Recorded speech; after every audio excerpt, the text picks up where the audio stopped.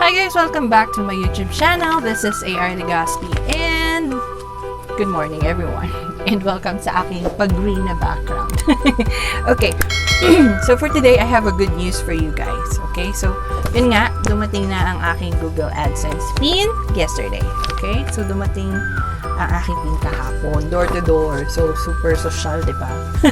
Hinatid siya mismo ng from the post office and then hinatid siya dito sa aming bahay. And I'm really happy kasi finally guys,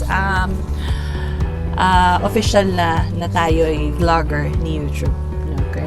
So, official na tayo na makakakuha ng sahod. So, lahat ng mga YouTuber, ito yung inaasam nila kapag after ng monetization.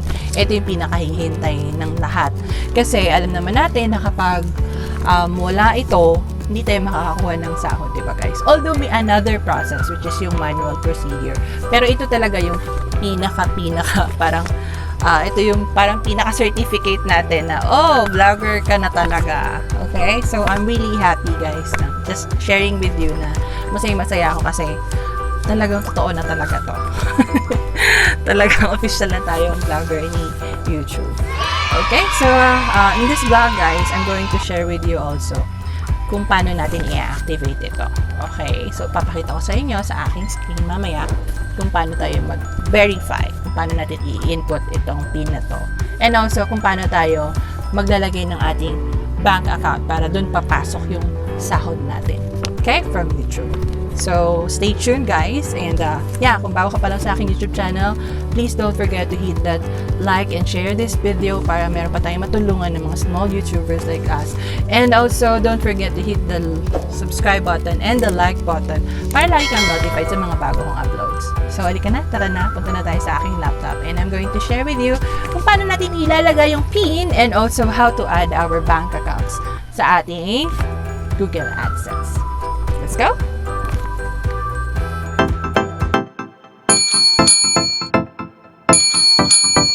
Okay, punta tayo sa Adsense. And then, click Home. And then, click the Verify button. And then, yung PIN. And then, Submit. Okay, so verified na yung ating Google Adsense. Yay! Congratulations! So, mag-add tayo ng payment details. Then, punta tayo sa payments. And as you see, this is how you get paid. Naka-gray pa siya. So, hindi pa tayo nakakapaglagay or nakakapag-input ng any payment details. Okay? So, add payment method lang po. And yeah, so we have two options. So, add new wire transfer details. So, this is wherein you can put your bank account or add new check details. Okay, so ako maglalagay ako ng bank account sa beneficiary. This one is an optional. So, name of bank, ako BDO Unibank. Bank name. So, syempre yung pangalan ko.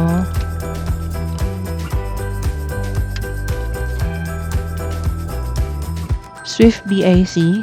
So, ito, Swift code. Tala tayo sa google.com. Hanapin natin si BDO Swift code.